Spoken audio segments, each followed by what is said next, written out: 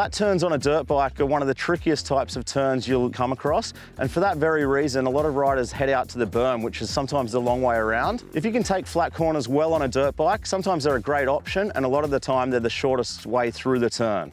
On your approach to a flat turn, you want to try and pick a line that sets you up nicely to sweep in. This allows you to get around the braking bumps on the entry to a flat turn, which allows you to sweep in and carry some good entry speed. To do this, you'll have to choose your line properly, wash off your speed efficiently, and also get your gear selection right on the entry.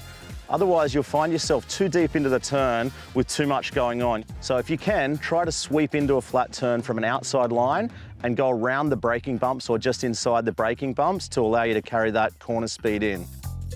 So now we're on to part 2 of flat turns, the mid corner. You've started to lean the bike over to tip into the turn. So at some point, you need to go from the standard to seated position. This is really important. The bike's leaned over, but we want to sit on the outside edge of the bike. So outside elbow needs to be up and our bum on the outside of the seat. What this does is puts weight directly down through the outside edge of the bike, through that outside foot peg onto the inside edge of our tyres, which essentially gives us great grip through a flat turn. As you go from your standard to seated position, you want to do this all in one motion. So from standing, getting your braking done, the first thing you do is lift your inside foot off the peg, start to move your body position forward on the bike, bum to the front of the seat, and your foot wants to be out at the front axle pointing forward, okay? Try to keep your toes pointing forward rather than out, so that if your foot does glide across the ground, it's going to glide across the ground nice and smoothly and not get caught on any bumps.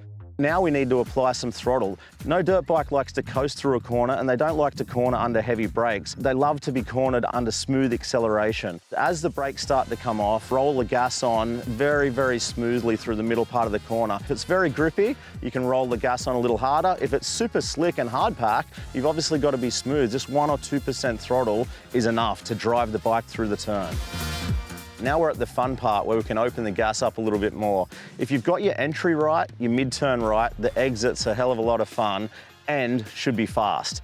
To achieve this properly, you're going to need to keep your body position in check. It's very easy on a flat turn to roll the gas on the exit and let your bum slide back off the back of the seat, and then the bike will start to wheelie on the exit of the turn.